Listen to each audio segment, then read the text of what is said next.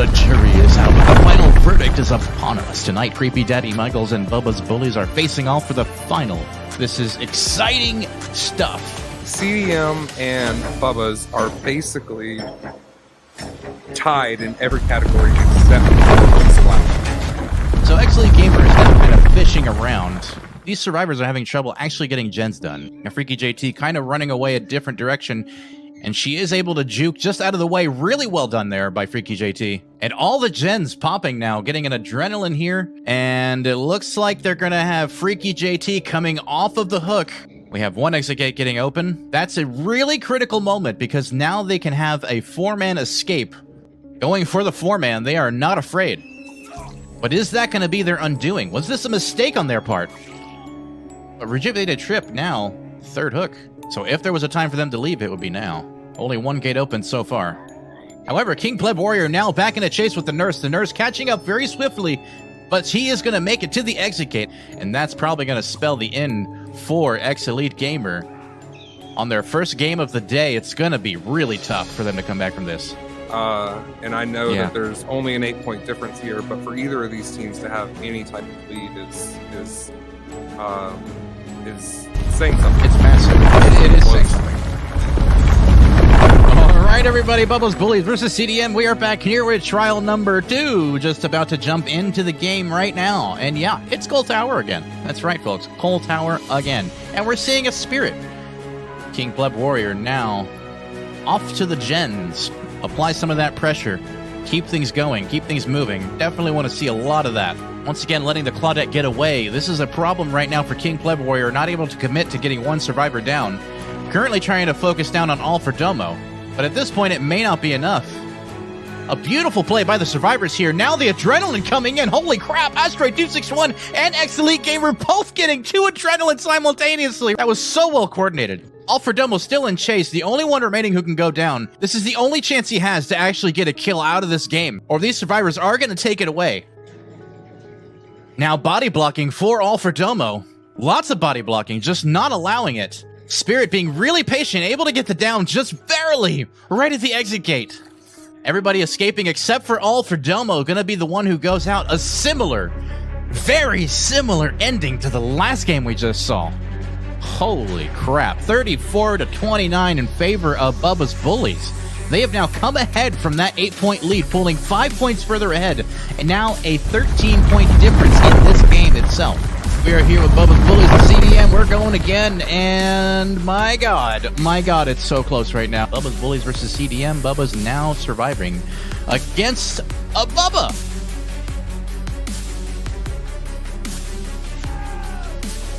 Dropping that pallet really early. Smart plays here by the team, playing it extra safe, extra cautious, not taking any risks against CDM. Getting a hit on X-Elite Gamer. Once again, though, getting only an M1. Not able to achieve a chainsaw. I haven't seen the chainsaw come out yet. King Pleb Warrior now closing in on these 2 survivors that just unhooked. Trying to go again for the Claudette. He definitely needs to secure a kill here very soon. And that is an insta-down. Seems like there might have been a Devour Hope in play here. Getting 2 players down, now going for a slug game.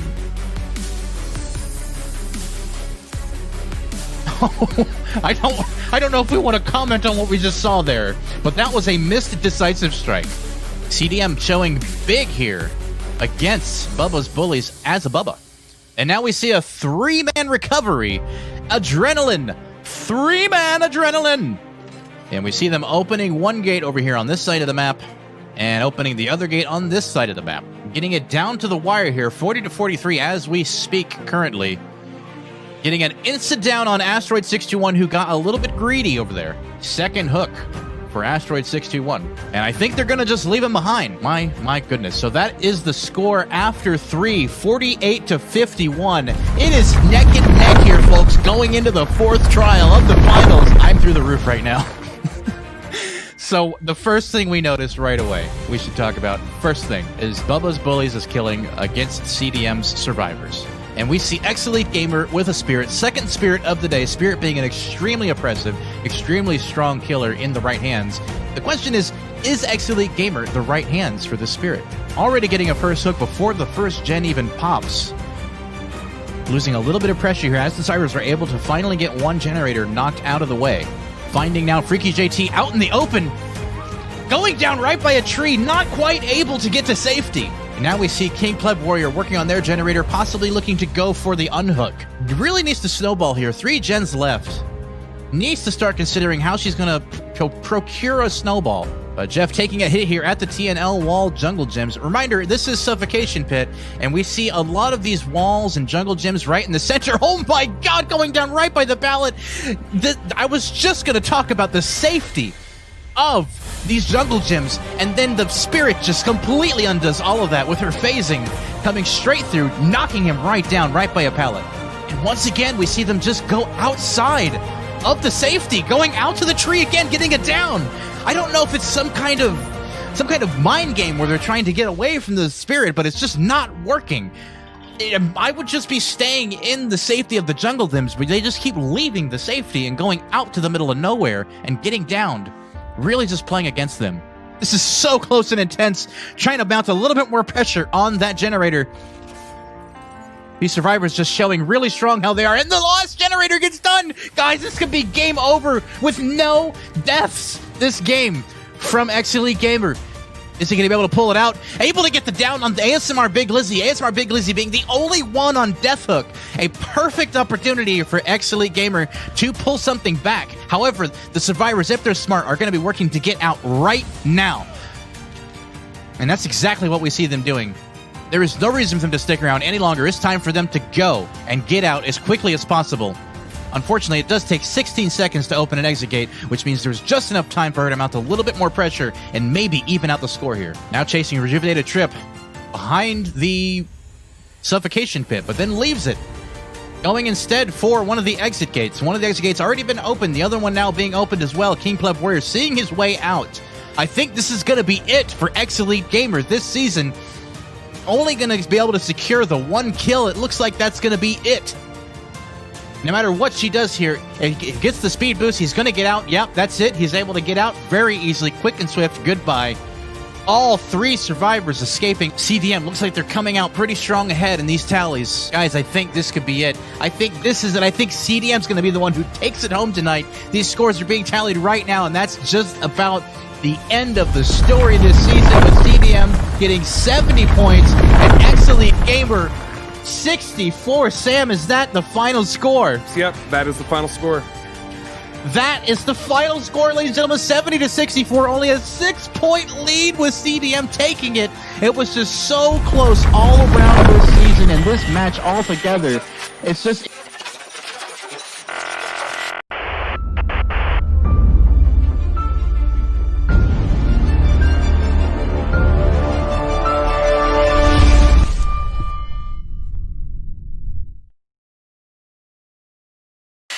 before the first gen even pops. Trying to bait out a hit there, but not able to get it. Freaky JT able to get away.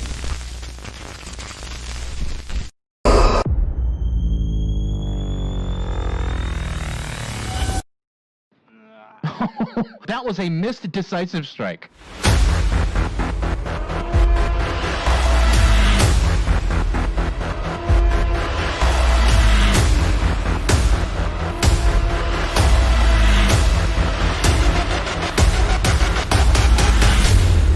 And that is an insta-down.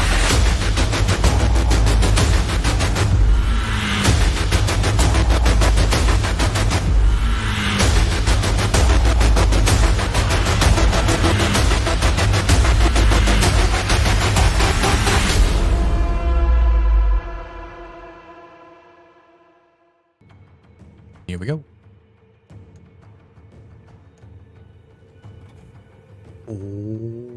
Welcome back. Oh, okay. Were you gonna do it? Oh no, no. I was just looking at you moving your fingers like a. Oh, menacingly. There we go. Welcome back, everyone. I'm Little Rugard. This is our counselor Poggy. This is Vigo's court. We are here for the 3rd match of today's triple header. Can we get some hype in the chat? Can we see what's on the docket today? I am melting. Can I just say I'm melting right now? My mind is starting to melt. Hopefully we'll get through this one okay. Here we go, Pogard. There you go. All right. In today's trial, we have division rivals Port Mafia versus DHOP, and they are playing on... Wait, hold on. Is DHOP the home team? Yes. Oh, Yes. DHOP is the home team. I got that wrong. Okay.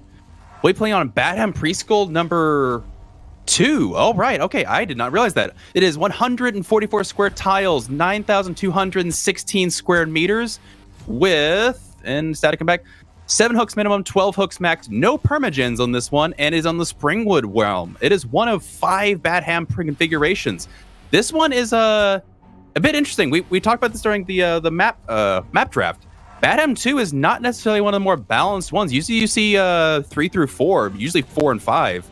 A bit interesting of them to pick this map, personally. I don't know all the specific differences between the configurations, but it doesn't seem like that matters. We already got a lobby going. Yeah, we sure do. And these guys look super serious, guys. 3 rank 1s and a rank 2 who probably it was just in a MMR before this and ranked down. That is some serious stuff that we're seeing right now. And we also see Dirias. So these are all new players right now. And one of them appears to be a streamer, Clay, I think. Look at Clady. Damn. We got Clady side by side. Yeah, we did see these guys in the what do you call it? The preseason game. We did see Clay and Katie and Zurin, as well as I think we saw Splasher as well. I think I could be wrong about that. I'm not so sure if we saw Port Mafia. I don't remember Dirias playing, but I do remember these other guys on the Survivor Squad. I guess yeah, I don't know. So currently Port Mafia is playing Survivor, and DHOP Dirias the Killer up first, I do believe, is the order today. All right. Yeah, because DHOP's killing first. I thought it was Port Mafia was the home team. That's interesting. So we Badham 2. Yeah, I completely got that wrong. That's my bad. Interesting. All right. So I don't think I've ever seen anything out of DHOP. So this will be fun to see where they rank against Port Mafia. I have played against Port Mafia. They are no pushover by any means. They are very, very good. And that was just in scrims. So they might have just been, messing with me when I played against them. But no, they are no joke. They are the real deal. Definitely looking forward to seeing that. 1Z in the chat says, Badham 2 is rough. Yeah, telling me. I definitely know that. And you're not wrong about that, sir. And yeah, I think they're already starting to get all their stuff together. We see a flashlight, 2 medkits, and a toolbox, which, again, the flashlight, are we going to see flashlight saves this time or some other use for the flashlight? Maybe they're predicting some kind of hag play or something? I don't know. I will say that they brought the exact same configuration of toolbox, medkits, and flashlight against me when I played against them. I think that's I believe they've played in other tournaments as well. I think that's a more standard style comp for other tournaments, and they're trying it out here. So I'm curious because they're not bringing that lightly. They're not going for blind to the pallet shenanigans. They it's either a flashlight save here and there, maybe if you're lucky, but I think it's to counter hag. I think they just want to have the upper hand on it. All right, now that makes sense, and it could be a precautionary bring, and it could also be maybe they're actually really good at getting flashlight saves, and that's why they're bringing it. I have no idea.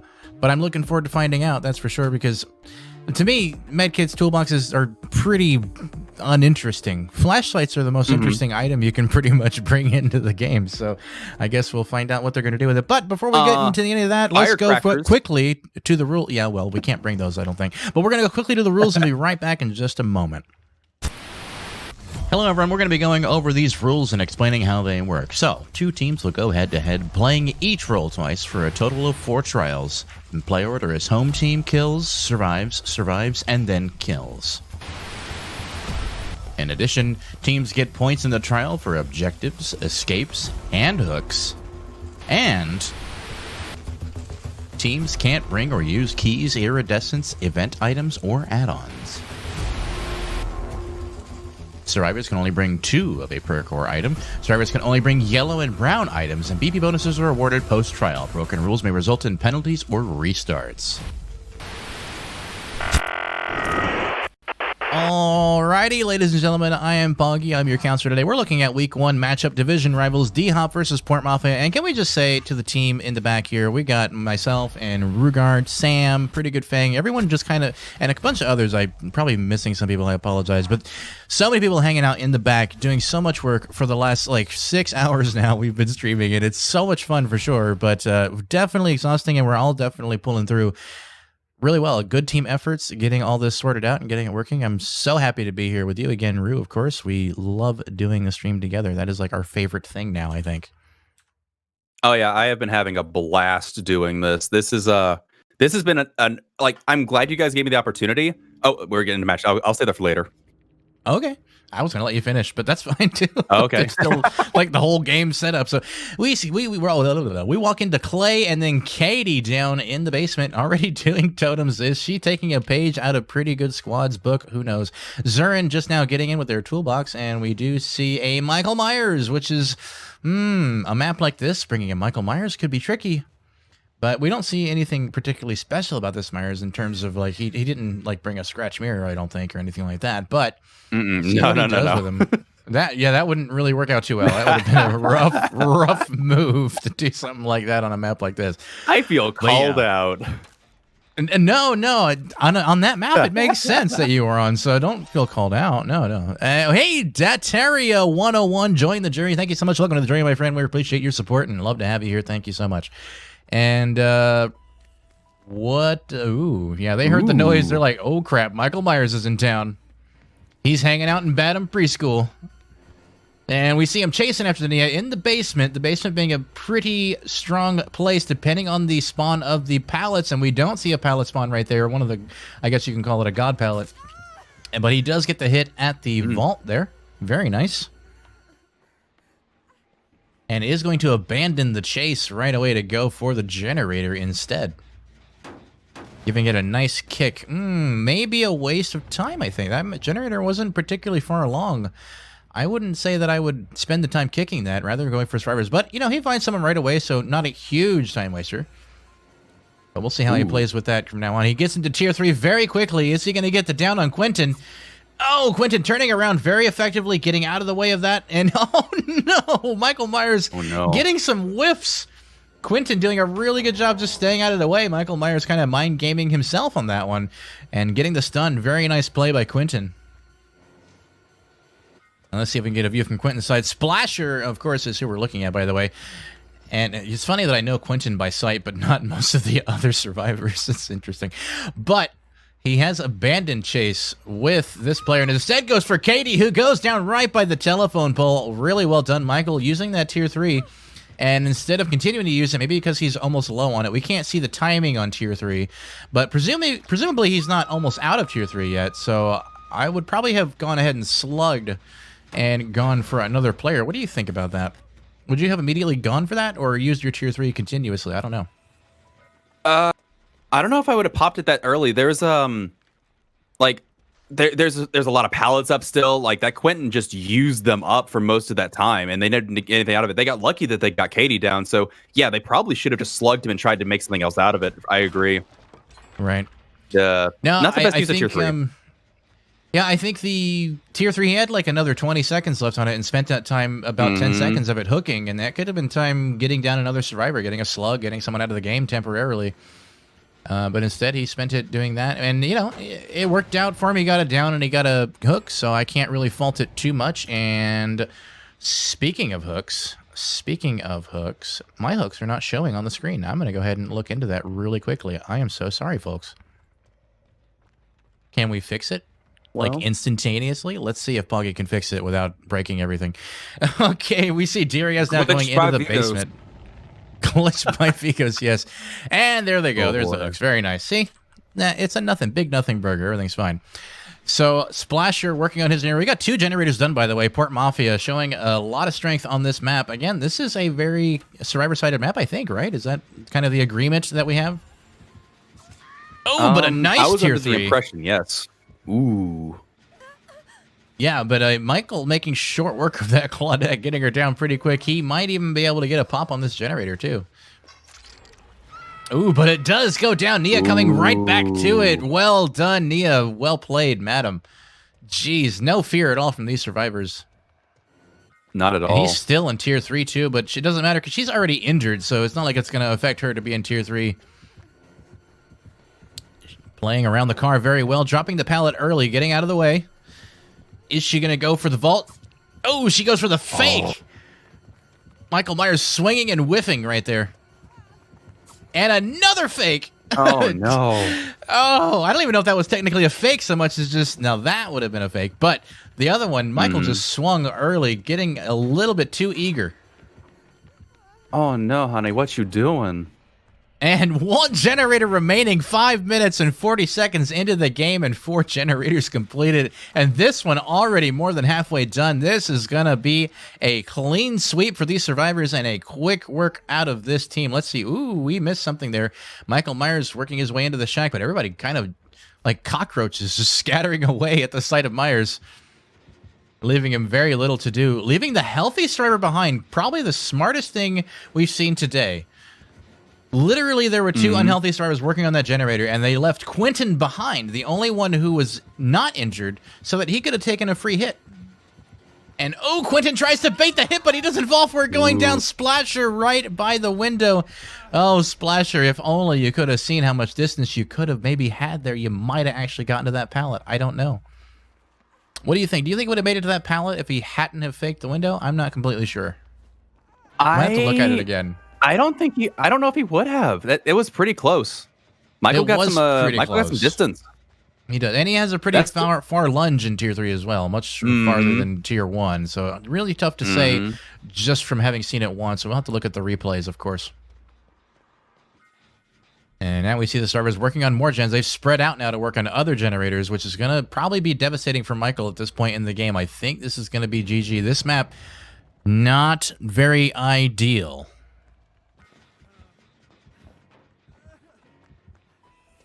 For Michael Myers, and he is no longer in tier 3. Quentin getting away off the hook. Every survivor is injured.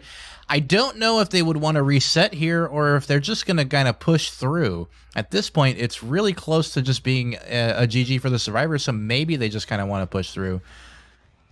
But it's kind of hard to say, and I think they might have also figured out he has discordance, but Quentin having trouble getting someplace, but he does manage to get a whiff out of Michael. Now going for the pallet around the car. Michael trying to get a hit on him.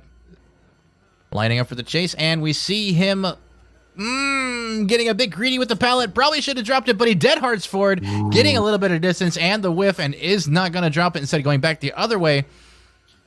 Is he going to get it here? I think not. Michael is going to abandon the chase, not even going to get the pallet out of it, just wasted time. And the survivors capitalizing on that time as we see generators just about to pop. And that quad is adrenaline be incoming, pretty much game over.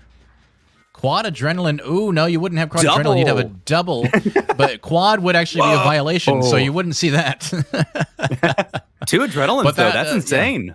That is 2 adrenalines, folks, and oh boy, I wonder who's going to be going for the doors. Probably the healthy survivors, if I had to guess.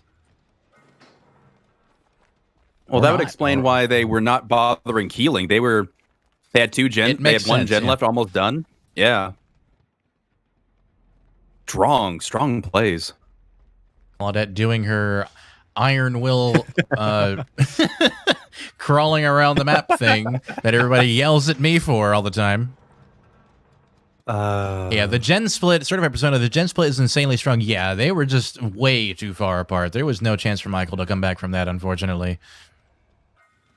That was a rough and quick match. Luckily, it didn't go on for 30 to 45 minutes. But still a relatively normal length match. For so far, we're at 9 minutes and nobody's out the gate yet, although they are just now opening it, getting everybody together. I don't think they're opening the second gate, though. They decided to just go for the one. I think they could have probably gotten both, but, you know, they do what they do. Them survivors just be surviving. And they're going to go ahead and take their leave and get out, and they left their med kit behind. Not that it matters, but, you know, it's just kind of funny to see it there. Anyway, wow, oh, wow. These survivors, crushing it in this one. Oof. And why am I a rank 20 all of a sudden? What happened there? What was there a just rank showing your true reset colors, today? Boggy. Yeah, that's what it is. I'm a rank 20 today, guys. Apparently, that's the thing that happened. So his build, really quick: Pop Goes the Weasel, Corrupt Intervention, Discordance, and Oppression. So feel free to comment on that while I get us ready for the post-game interview or post-game review. Do not agree with the oppression at all. Pop's fine. Honestly, for Michael Myers, I think running Infectious Fright is a mistake. Not running that here. Also, probably, honestly, just Ruin Undying, I feel like would be better for Michael Myers. He doesn't want to be sitting around touching gens. He has to be, like, you're splitting up his time stalking survivors. Like, his 2 add-ons are strictly just to make the stalking quicker.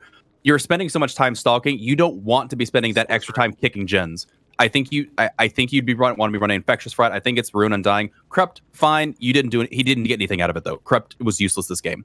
Corrupt was gone before he even got his tier 3 going. Yeah. We'll talk a little bit more about it after the post-game review. Thank you so much, Rue, for that. And I'm looking forward to seeing some of these highlights.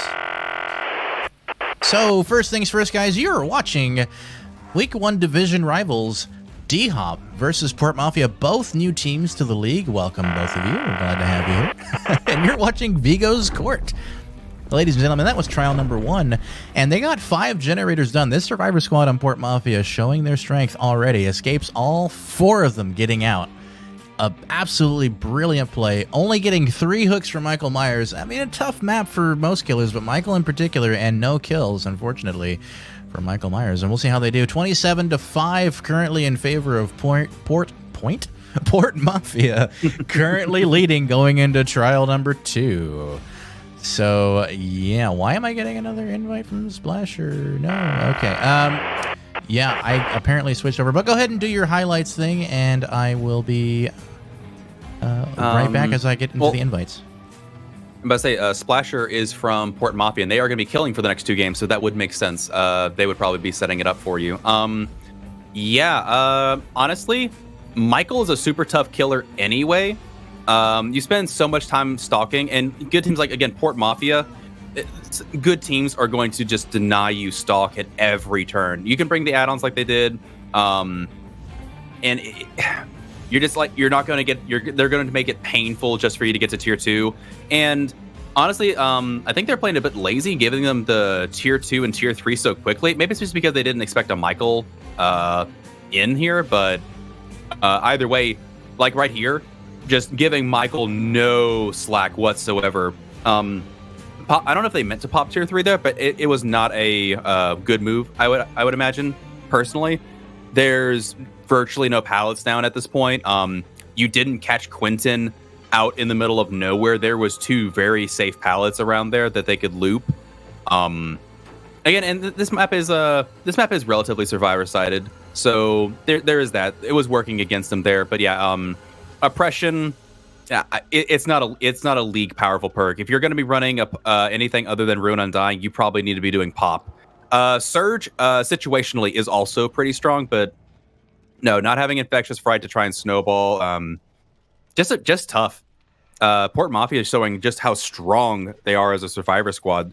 Comm's pretty good, making sure they spread out. Like during that last chase in the school, there were 3 different gens at various stages being done. So at any given time, no matter who he chased, even if he somehow managed to juggle those, 2 of the survivors, there was still a 3rd gen being worked on. So strong showing from Port Mafia. That is a pretty impressive lead to start out with game 1. I'm curious to see how DHOP reacts in the second game. So we'll see there. Anything else? Another thing that was also kind of, it makes me sad because, again, I'm a killer made at heart. Seeing all the whiffing happening in the chases was tough. I've whiffed a couple times here and there, but it doesn't happen nearly as much anymore. So when it does happen, it's painful. It's a down that didn't happen. It gives the survivors another chance, especially like right here. Zirin was just using up this loop, which was impressive. Usually this loop is not that safe, in my opinion, and they were just abusing this loop to great effect. I'm not gonna say I call things early, but the DHOP has their work cut out for them. Port Mafia is not going to give them any wiggle room in this next game, I can guarantee you. I don't know who they have killing. I don't think I've ever seen their killer before in action, but I am excited to see what they bring here.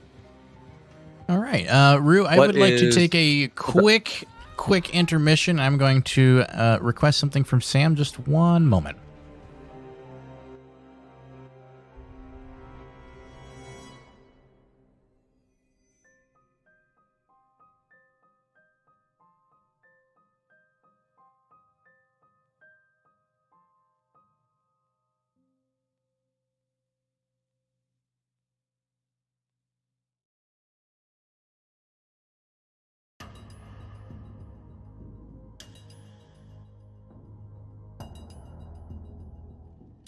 All right, we're back. I'm sorry, guys. We can go back to the thing. I just needed to ask a quick question.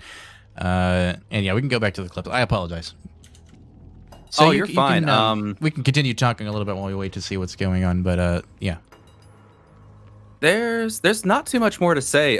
Survivors played incredibly optimally. Just powering out gens, using loops when they need to, and like arguably they saved pallets for when he was in tier 3 to deny him any instant down value whenever possible.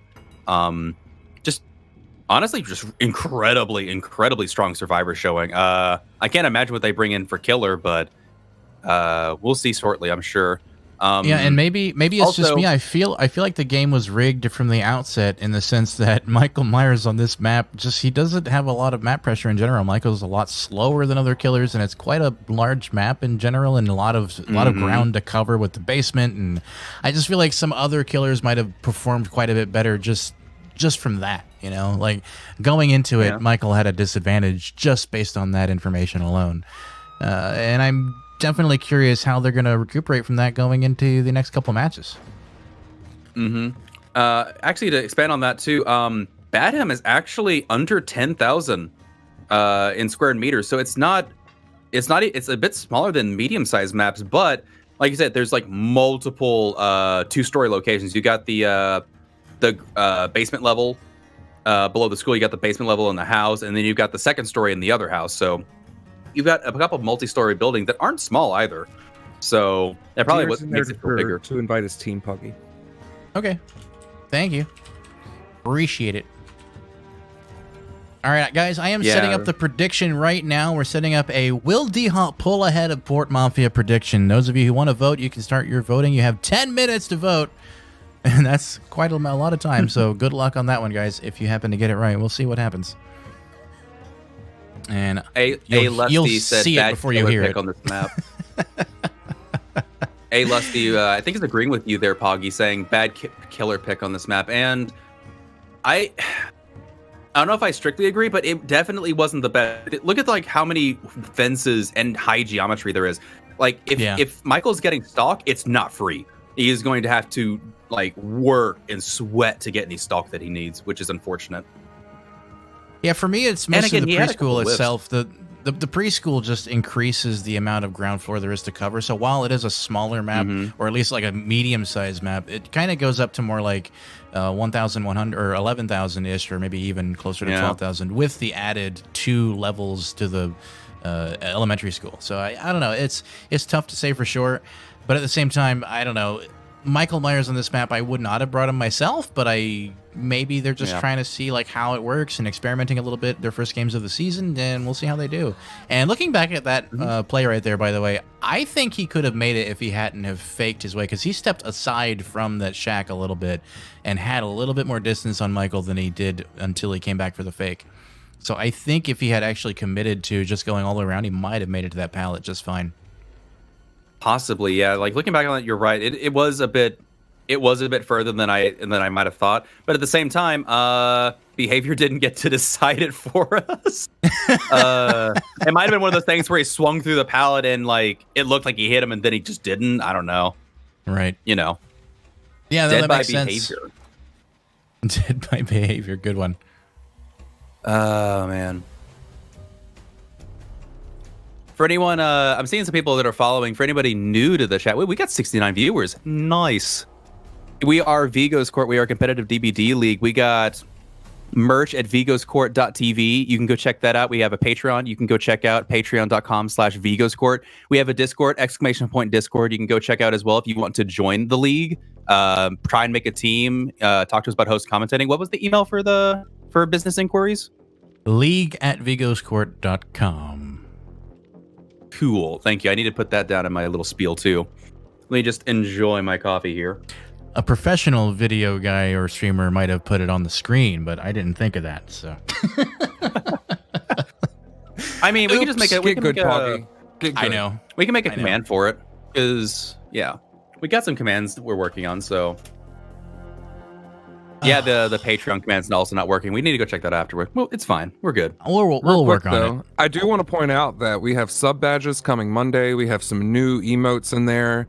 I'm sure y'all have already heard. We have some merch, team stickers, team shirts. We have a CDM King Pleb shirt we call a Survivor Beater because it's a sleeveless shirt.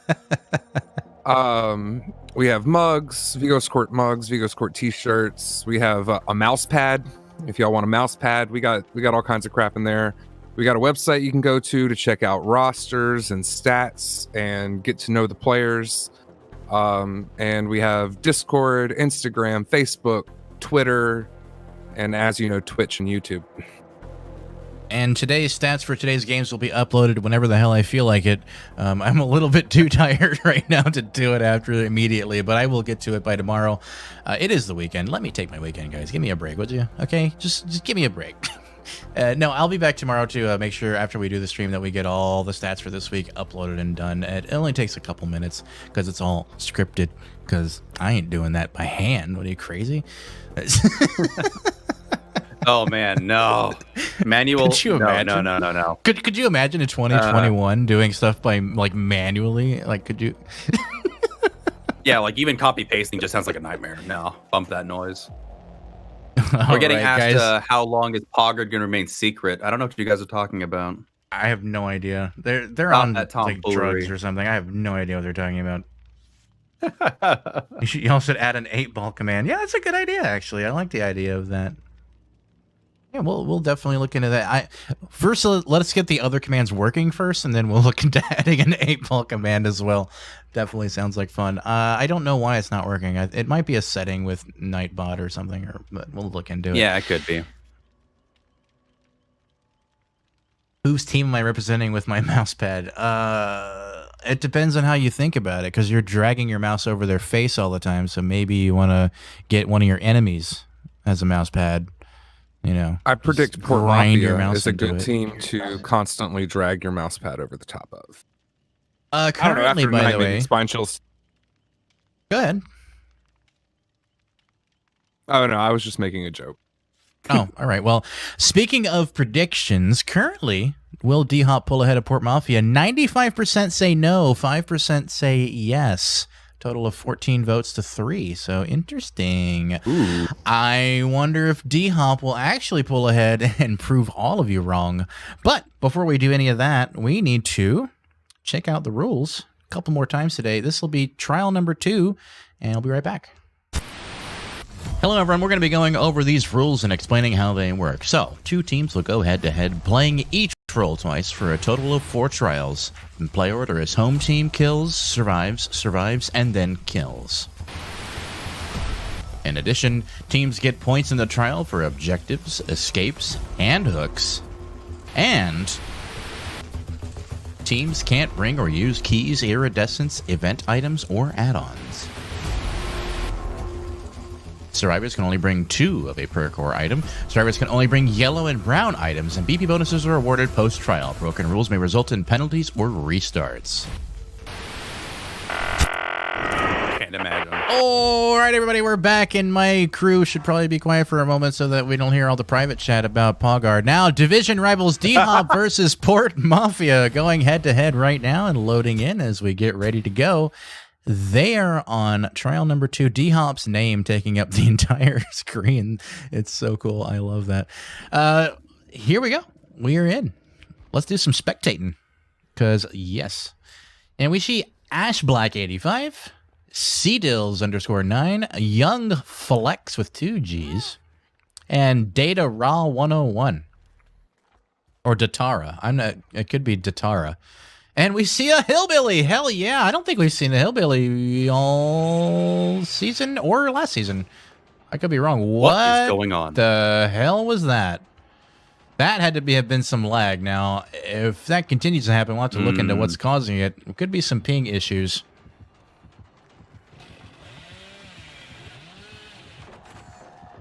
But everything seems to be normal now. But yeah, go ahead. Nia is actually a black magician. Okay.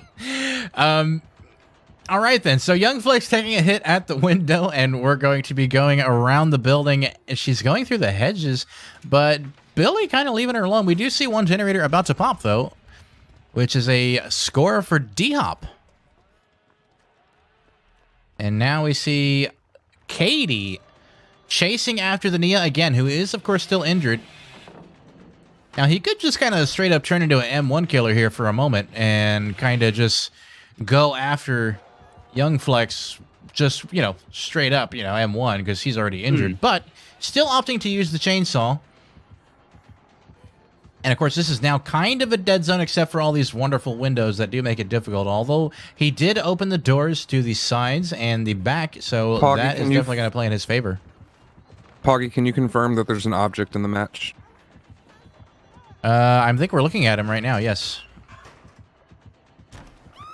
And getting the grab on the object player. Yes, that is an Object of Obsession player, guys. Just so you know, the Nia is rocking Object of Obsession, which is a banned perk, and the only banned perk, I do believe, in the entire league. That is no bueno. I know bueno indeed. And Katie, if they feel the need, they could cancel this entirely and redo the entire game. We'll see what they decide to do with that. A Data Raw 101 or Datara. I don't know how you pronounce that one. I'm going to go with Datara, though, because it sounds cuter. Although Data Raw also sounded cute. That's a good chat pickup. I didn't see that. So DHOP getting a penalty now. And that whole could DHOP come back from the graveyard kind of question that we had earlier could become a moot point for them now.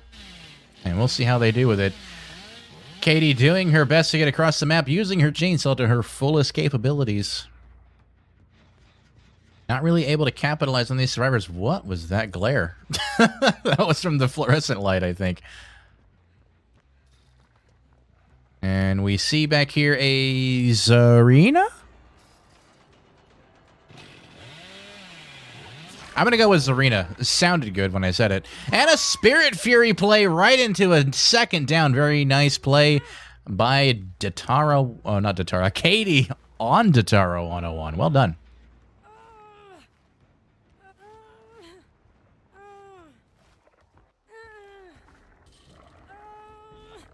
I think with the object player, guys, this is just my opinion. I think with an object player, it would be worth a reset from the killer perspective, especially since they know where he is. And that is one reason why I think we've decided to remove it, because it feels like the one sort of unbalanced perk in the game, or at least the one mostly significantly unbalanced. And we do see him right there, of course, the object player behind the hedges over here. Yeah, object is just oppressive, it feels like. It is very oppressive and hard to deal with, and that is why we have decided we to are ban getting it. a restart.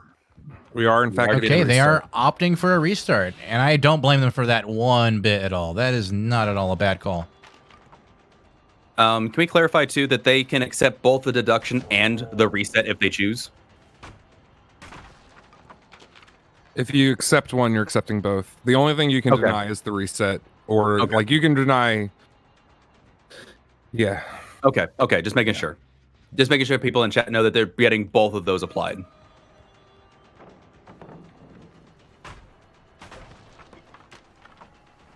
And they can continue to play this through. Like, they don't have to quit this, so we can watch them finish it out. But I do think they are about to DC from this one anyway.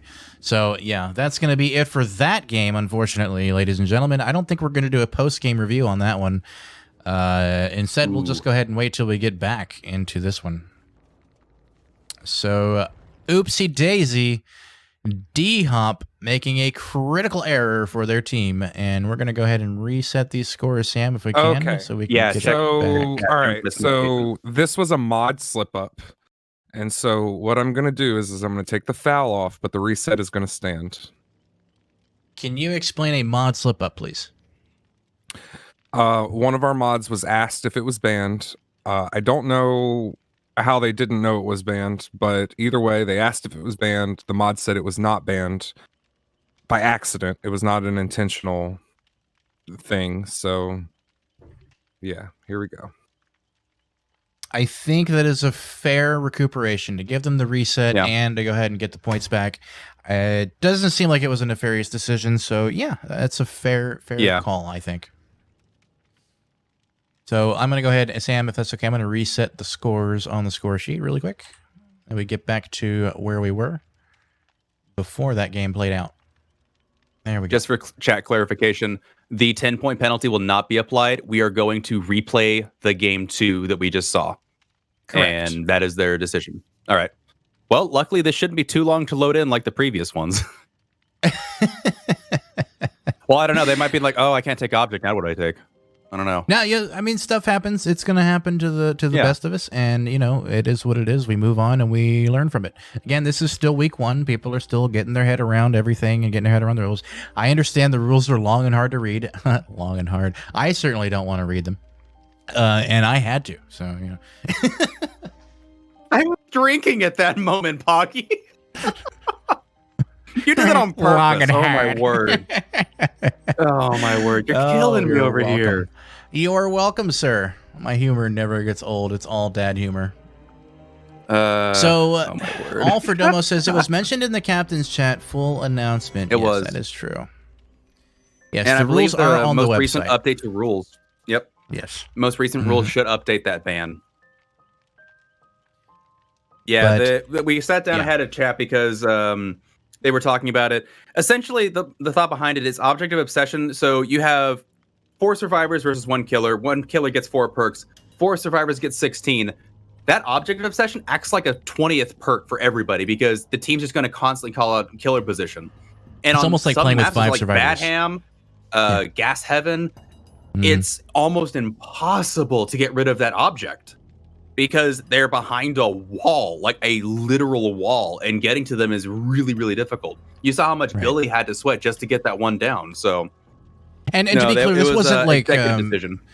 And this wasn't like to ban object wasn't just an executive decision either. It was an agreed upon community, decision as well. Like we've, as a community, opted to get rid of object of obsession just as the one perk that just should not exist for league competitive play.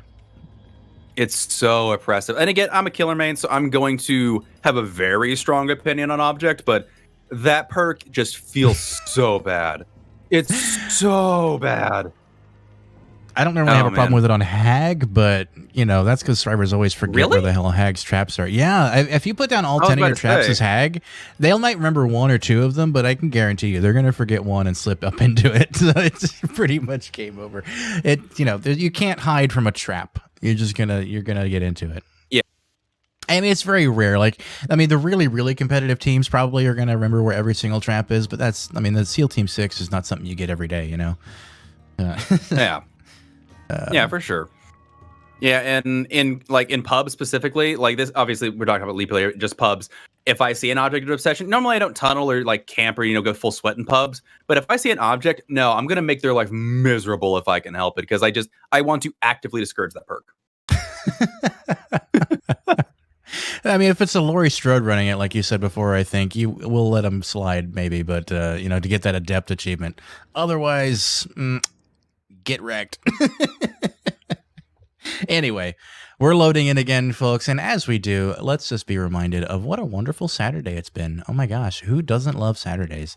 And tomorrow is Sunday, and we're going to just enjoy our weekend. Tomorrow we have another game, 5 p.m. Eastern Standard Time, right here with your boys, Poggy and Rugard, who everybody seems to be calling Pogard. I don't know where they're getting this from, honestly. It's completely made up. It's nonsense. It's not a real thing. But you guys they have no think evidence. Whatever you want. No evidence. You heard it first from me. It's completely true. It's all fact. Stop him, Poggy. Turn him off. Sam has been drinking. Don't pay attention to him. I'm pretty sure his father was also an alcoholic. So, wow. Oh, wow. Shots fucking fired. Shots fucking fired. Wasn't there a rules video we should supposed to be talking under? No, we've already seen it for this round. We'll wait till next one to play it again. All right, ladies and gentlemen, let's move along to the next reset, to round 2 once again, and we'll see how they do this time. I assume they're bringing all the same stuff, right? Like they have to bring all the same build, except object has to be removed. So I don't know if that makes them a 3-perk survivor or not. I don't know how all that works. Somebody else. I think it'd be fine if they just replaced it with something else. You know, throw on Kindred. Yeah, there you go. Something useless for a Swift and a Plague. So they switched killers. Okay. I never thought I'd see Plague. I didn't either. Plague games are peculiar because they're usually super, at least in my experience, they're super one-sided. I think, in my opinion anyway, Plague games tend to be super one-sided. Like, either it's going to be really, really in favor of the survivors and Plague is going to get nothing done, or it's going to be super in favor of the Plague and she's just going to just wreck everyone really quick. That's usually how it goes. Not always, but usually. She's just puking on every gen really quick. She must have an add-on, and I'm just guessing that increases the duration of the puke. Yeah, she just passed an Adam down there. She didn't see him. He was in the basement. She walked right by Adam, and I almost didn't see it either until we switched to Adam's screen. I was like, oh, that's what I saw. Like, it took me a moment. Yeah. And these survivors, they don't care about the sickness. They're just hopping on the gens. They don't give a crap. They're like, yeah, let's just do that thing. Let's just get sick for free. You know, don't wait it out. Oh my God, that is terrifying. Let's never see that again. Oh God. Young Flex, not in a chase. Who's in a chase? Somebody's in a chase. Laurie Strode now in a chase with our wonderful Plague friend, going for the vault at the house, going for the second vault. Plague is already have the door opened, so that'll play out well for her. However, getting the vault, almost getting the hit right there at the pallet, but not quite enough. She is going to kick the pallet, giving Laurie enough space to get away. However, with her spine chill, we can see she's actually still coming that direction. And look how much distance she got just from that one pallet kick. Amazing.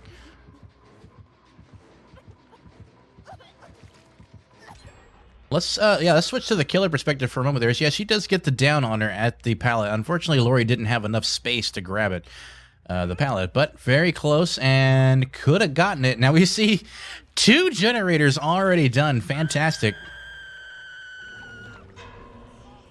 That's smart. And we also see her getting her corrupt. Yeah, that's really good now.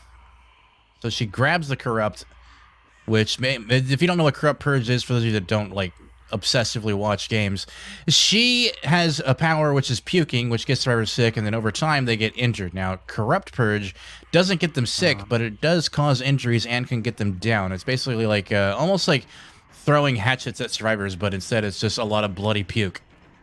So there you go. And she does have about half of her corrupt left. And she does actually get her down right there. Very nice.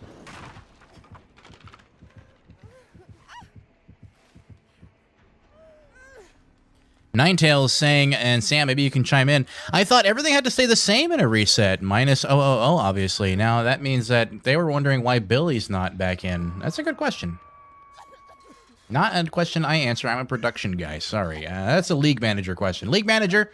League manager. I think he fell asleep. I don't know. Oh, there he is. Oh, no, he fell asleep again. Nope. There is a lot of hell going on right now. Look at this. Jesus Christ. Yeah. One thing I will say that surprised me a little bit was I don't think he got that much value out of his corrupted purge. No, not really. Just the one down, which I mean is better than nothing, but you know. However, we do see her trying to line up for the chase with these whatever her name is. I want to say Zarina again, but I'm not confident. You guys are making me feel a little bit self-conscious about saying things. And we see her now instead switching over to the Laurie Strode, who finished the generator. Is going to get the down. Very nice.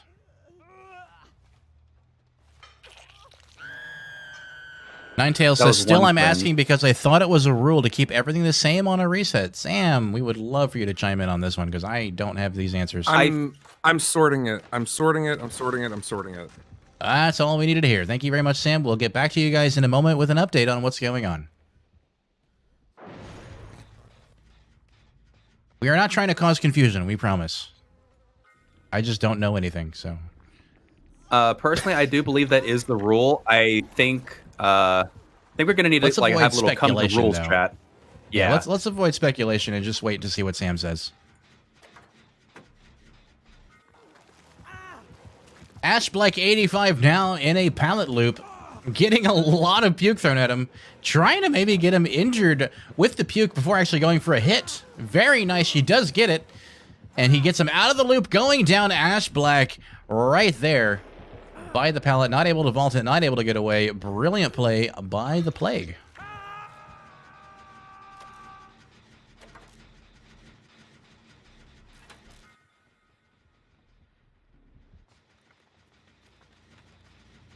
And we saw her sneaking around there. We know she's there.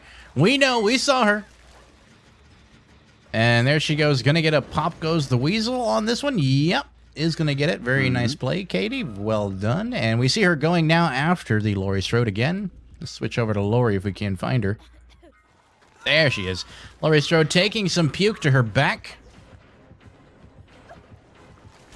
Going for a side vault. Very nice play. Is going to get her sick enough to probably get her injured very shortly, though.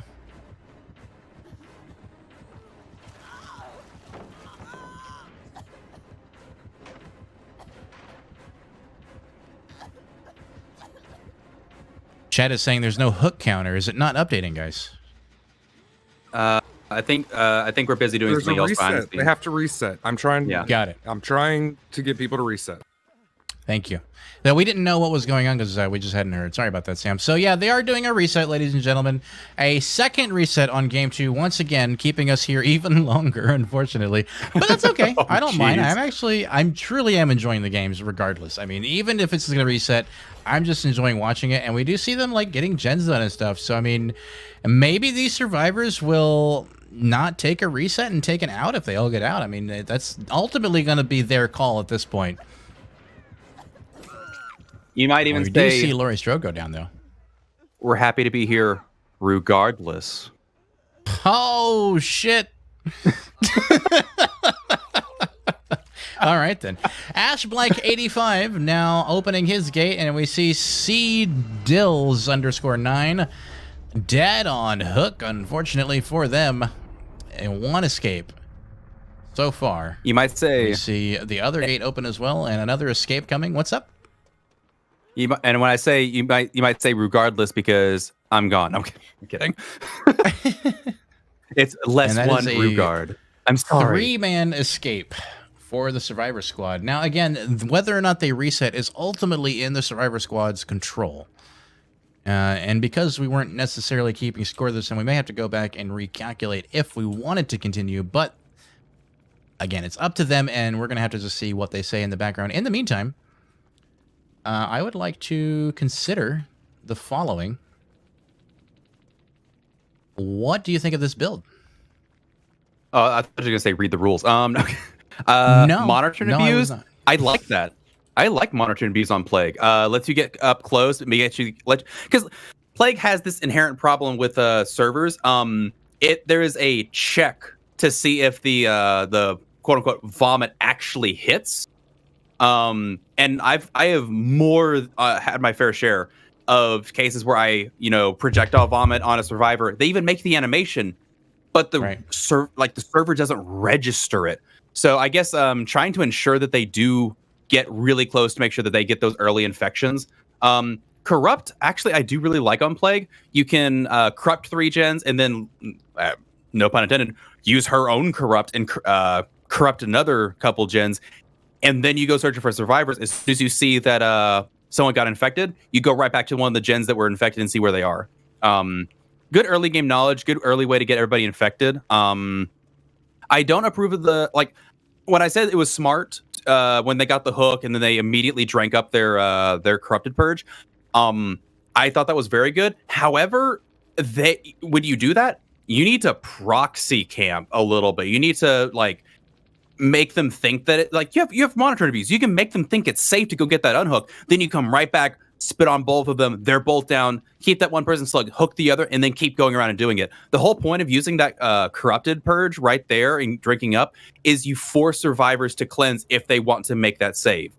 Because the survivors, you can't make a save when she does that. She's gonna one down you. It's one of the most powerful abilities in the game. That's why you try and deny it as much as possible. So, yeah, not really the most effective use of that corrupted purge, in my opinion.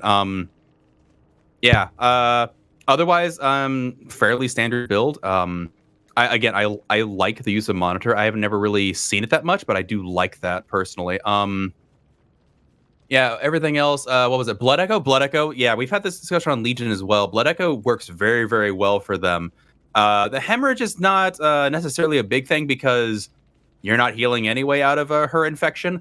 But the fact that you get the exhausted on everybody is really great because, exhaustion perks are huge. Denying them dead hard is really strong. And honestly, like out there, both sprint burst and balance landing seem really strong on this map in particular, so denying any exhaustion perks just seems good. I think this is a good build overall.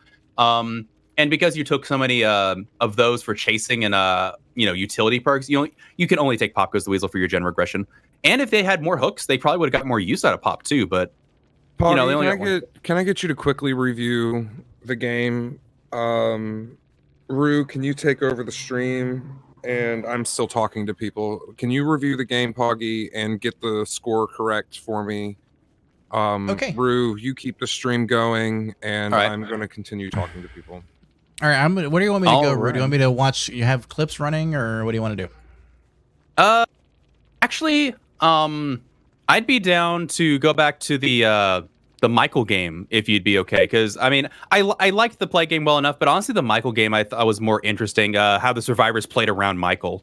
So you can go ahead and have that running if you feel like it. I don't know that I'm able to get that running. Is it okay if we just run the clips that I have in there right now? Is that okay? Go for it, my dude. You are all right. We'll be back good. In a few minutes. I'm going to take a break and look at this score, and we'll be right back. All right.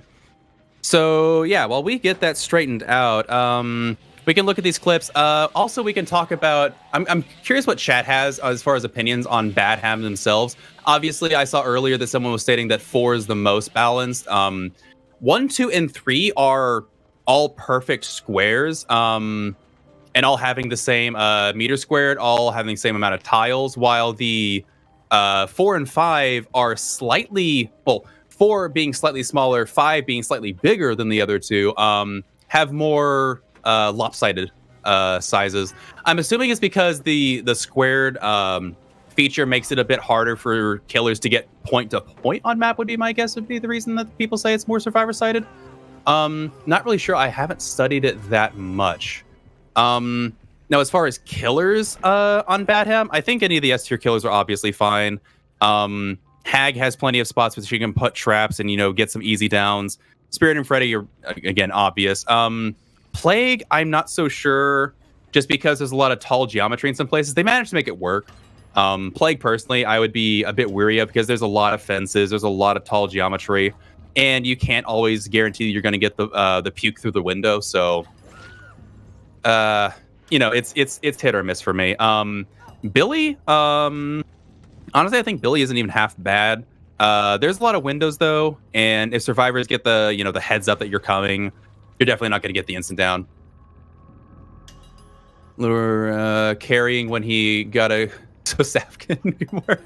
I don't know if I'm carrying, but I do appreciate it, Joker. I do appreciate it. One thing I can also say while we're doing this is if you guys have not checked us out, we are on a variety of places now. We have a Patreon, patreon.com/Vigo's Court. You can support us there. That's just an alternative site for us to gain support outside of Twitch.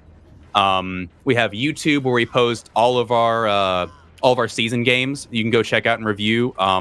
That's how I found out about Vigo's Court after Sam approached me about it. It's a really good way to go check up on past teams, past matches, really see some of the good competition we have here, especially season finals from last season was really great. We have vigoscourt.tv where we've got merch coming. I know that I'm going to be getting an Undying Alliance shirt. You can also get stickers. We have a special version for CDM, reigning champions from last season. You can go check out stuff on there, support us that way, show your support for your favorite team. And again, YouTube is a really great way to help us out as well. But other than that, you just, share with your friends. I'm sure they'll enjoy us. I've shared with a couple of my friends. I know that they get a kick out of mostly watching me fail at playing the game. But, that's a different story entirely. I'll probably be talking about that on stream later this Sunday. Anyway, so that's the shameless plug there. Anyway, so yeah, that's one thing. For Billy, again, we're going through resets right now, so it's moot point. I feel like low pro chains is probably one of the better picks. I don't know what's build they were specifically going for, but if I ever take Billy into a big thing, or a big league competition, I'm going to be taking low pro chains. And in the event you get even a hit out of it, I think it's worth it. There's just so many rough. There's just so many rough add-ons after the Billy rework. It's really tough to run him in a competitive setting. He used to be so powerful. His add-ons like Quick Saw Billy was just insanely good. You could play around it. It's just tougher. Quick Saw Billy's gone. Bumper Car Billy's gone. What I miss? We're good. Okay, we can move on. Yeah, you don't have to keep trying to ramble. I know you're doing a great job though, and I appreciate it. That is hard to do. I'm just going over what we've seen. Yeah, you're keeping it going, and I appreciate that. But we are good. We got the score all fixed up. 5 generators, 2 gates open. Total of 3 man escapes and 5 hooks for Katie. So there you go. 1 kill confirmed. So hello everybody. Welcome to Drama by Vigos. Yeah, well, it is what it is. Dead by Drama. So I think they're all readying up now. We're good already. Now. Yeah, we're good now. So we're going into the next game. We're not wasting any time. We're jumping right on into it. We apologize for that, and we're just going to keep it going. Thank you very much for your patience, folks. And why don't we really quickly just do this? Hello everyone, we're going to be going over these rules and explaining how they work. So, 2 teams will go head-to-head, playing each role twice for a total of 4 trials. In play order is home team kills, survives, and then kills. In addition, teams get points in the trial for objectives, escapes, and hooks. And teams can't bring or use keys, iridescents, event items, or add-ons. Survivors can only bring 2 of a perk or item. Survivors can only bring yellow and brown items, and BP bonuses are awarded post-trial. Broken rules may result in penalties or restarts. Sam, you're good. What's up? Of course, we're looking at this matchup. Y'all see it on the screen. I'm not going to go over it right this second. I do want to apologize to every single person who has donated, who has subscribed, who has done anything of any of that nature. Y'all might be eating up the drama, but we have no intention of this being that type of show. It is not supposed to be this all over the place, and I assure you, next week when we go live, all of this is not going to be a thing anymore. I do apologize again, and I really hope that you all are enjoying the show and you come back next week. Thank you, Poggy. I think everybody's enjoying it. I mean, I hope so. I mean, I've been enjoying even the games we've been resetting, so it's all good for me. Katie bringing a spirit now, and oh, she's got such a nice skin for the spirit. I like this. I like this quite a lot. So, Katie, well done on your plague game. But yeah, let's see how you do now with a spirit. And let's try to switch over to Young Flex's view. There we go. We got it from her side of things. And we'll be able to see exactly where she's going. She is looping right through, but does secure a hit at the window, getting a little too close to the killer. Oh, I think she's going to go down here. Oh, but she whiffs right by the generator. Ooh. Unlucky. Going right back inside, a little bit of distance, but not enough to get too much done. But that time, and I know we make a big deal out of it, and they go down immediately right after, but that time does add up. Those seconds matter in this game. And for those of you that don't know, that is an absolute 100% fact. I'm not just making things up. And we do see we're going to have Young Flex on a hook. And Datara 101, CDills _9, and Katie Now going to find some survivors to harass. Going straight for this. They know where she is, almost, sort of, kind of. Following the Laurie Strode, getting a hit on her really quick. And she also sees the Francis. Is that right, Francis? Looks like it. I think so. Yeah. Poggy, can you set the names? The stream is pixelated to me. I can't see it. Ash Black, Young Flex, Data Raw, and Sea Dills in that order. They do get the unhooked. Sea Dills now going for the down on... Oh, sorry. Katie going for the down on Sea Dills. And we do see a generator pop at the same time she gets her now second hook. Data Raw and Sea Dills. Not D-Riaz, Data Raw.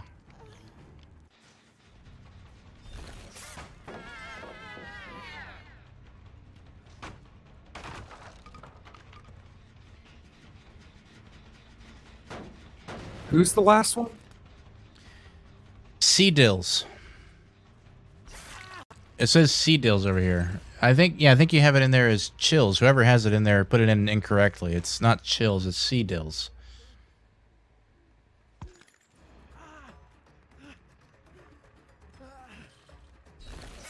And he does follow them out there to nowhere and is able to get the down now on Ash Black 85.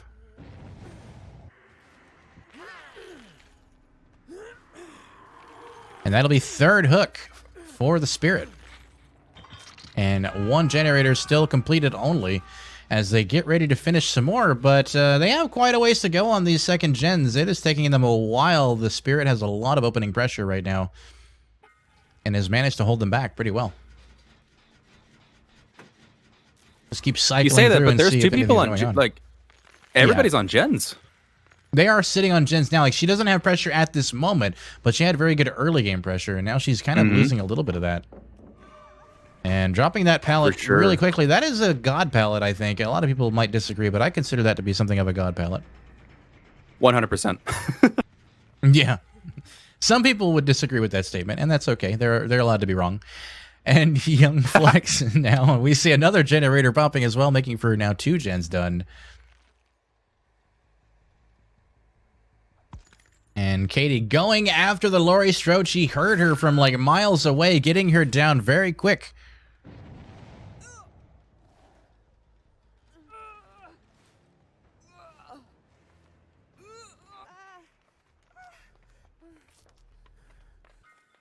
Trying to reset. I think the survivors are resetting themselves for heals, and Sea Dill's going to be on second hook.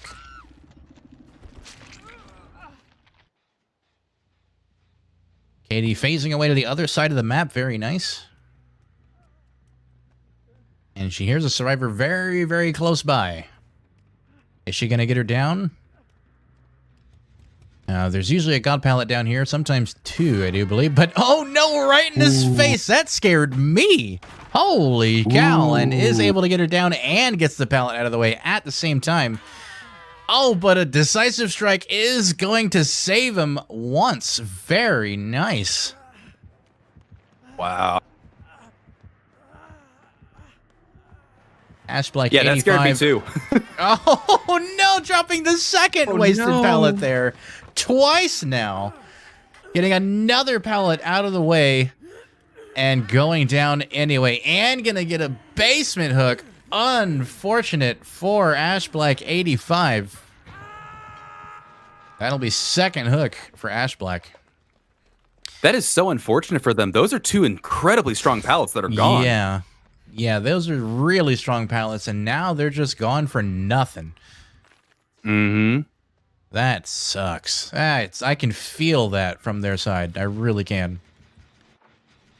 We do see gens are getting worked on, though. So, I mean, it's not like they don't have the time that they need with that building. Like I said, that building is quite strong and takes a lot of time to get into and out of, and that just buys the survivors time to just sit on gens, and that's exactly what we see them doing.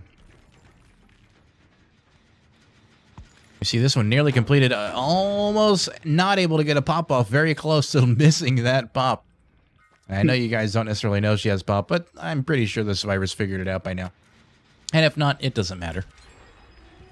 Oh, 2 gens pop at the same time? Is that what I just saw? Or was that one? I think it was one. I saw something It was else. really close. Just one. I saw something else though. What? It was like one popped and then something else. I think it was because the pop happened when you switched view. Maybe I don't know. Ooh. That was, yeah, And something a was weird. progression hook on Ashblack as well. Ashblack now dead. They were not able to get an unhook because he was in Did they basement. not He was communicate very that? far. How'd that happen? I think what happened is he was in the basement and they were maybe too afraid to go for it, or he was just too far away and they weren't able to make it in time. Maybe Gens Before Friends got the better of them. And then that'll be third hook for Laurie Strode as well. So they are closing up shop. Katie is closing up shop, but even with all this pressure, still getting gens done. That is that Gens Before Friends mentality, but now it's only 2 healthy survivors alive. They can still theoretically win this, but it's going to be an uphill battle for sure. I think communication broke down. There's no reason that he should have died in basement, in my opinion. They knew that someone was in chase. They had someone, like, someone could have gone and got him. I don't know what happened. Now, what is so interesting here, these survivors are choosing not to run, which means they won't be leaving scratch marks behind. They're both healthy. They won't make any noise not running either. So they are trying to sneak around, but unfortunately they do get spotted. Maybe? Yeah, okay, she got spotted. I was like, wait, did she? Hold on a minute. Hold on a second. Young Flex, are you spotted or not? Do you even know? I don't even think you know. You're just not sure. You're trying to find a way around. I think that's it. I think that's the spot right there. Yep. But she loses you again? Oh, boy. And she does get a pallet stun there. Very nice. Gonna vault the window to get out. No balance landing, so just gonna kind of keep going. And we see now Datara 101 hanging out behind a bush, doing some tricky Claudette-esque plays, you might say. Oh, my Sort of word. blendetting. Yeah, I know. It's never going to get old with me. Don't worry. And we do see her catch up to her, but she has sprint burst, gets a little bit of distance off of her. Isn't going to be enough to help her out, though. Oh, remember, though, these pallets are both gone, so she's got no safety net here. Seeing that now, she turns around, possibly to just completely leave this. Concerned that she does not have what she needs in that building downstairs either.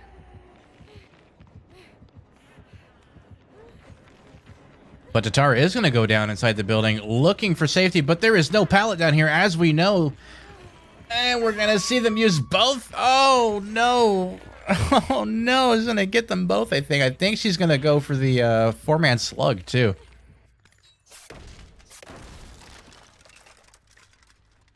Yeah. Oh, boy. Oh, boy. So once again, communication breakdown. I would have informed my teammates that I had used both of those pallets down there to let them know, hey, that building is a dead zone. Don't go in there. But that is going to be another basement hook now for... for Katie. She's not going to take the basement hook, though. Curious choice to not do that, because she may actually get off here if she's not careful. But she does actually make it to the hook. Really well done. And that is first hook for Datara 101. And we do see her kicking the gen with Pop. Young Flex not sure what to do next.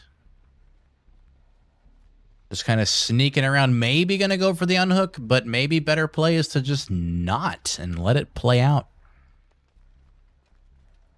At this point, it's really hard to say what the right call is because it's anyone's game, but she does decide to kill herself on hook. And we do see her finding Hatch immediately, so the survivor, she could be trying to go find Hatch, or she could kind of jettison her way to a gate right away.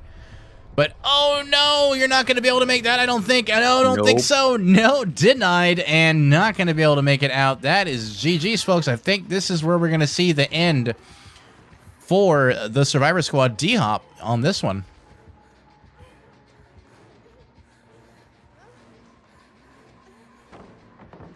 And that is GG's, ladies and gentlemen. Young Flex going down right by the pallet.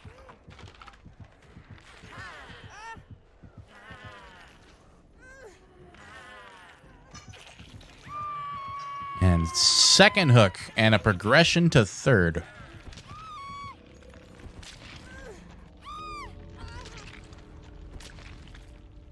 Well played, I think it's worth pointing out. Oh. No, go ahead. Port Mafia brought spirit to these guys. Like, that's not a killer you just throw against any team. No, it's not. They decided to bring a hardcore killer really quick on these guys, and I wonder what the thought process was to use such a strong killer so early in the league, but something we could always talk about in the post-game interview and see what they think about that. But let's go ahead and take a look at these scores and the build really quick. I see no add-ons. Is that a glitch? Was there add-ons that we didn't see? Or did I just not see them? It's a flex. It could be. Sloppy Butcher, Pop Goes the Weasel, Corrupt Intervention, and Strider. Why don't you tell us about this a little bit? Strider is pretty self-explanatory. I personally don't use Strider because it's debatable. If you have good headphones, people argue you don't need Strider. You can hear survivors anyway without it. It does help counter Iron Will plays, but other than that, I'm not sure. I don't see Iron Will super often. There's one Iron Will, but I don't know. That is a hot contended debate. Corrupt, self-explanatory. Sloppy is absolutely fine in my opinion. Sloppy is strong, keep survivors injured, make them waste time healing. I think Sloppy is fine. Also, blood trails are a thing. As me and Poggy point out, we like using blood to follow our survivors, not scratch marks. So, no, honestly, there's Spirit is one of those killers that you can run a variety of ways, and you're not wrong. Hang on, sorry. I want to go ahead and do the post-game review so we can move on, and then we'll do the highlights after, and you can give us all that. I thank you very much. I'm not trying to be rude, I promise. Oh, you're fine. Let's get going. All right, so here, ladies and gentlemen, we're going to be doing our post-game review really quick as we get ready for the last matchup. We're looking at division rivals DHOP versus Port Mafia. Now we're going into trial number 4, but here is your recap on trial number 3.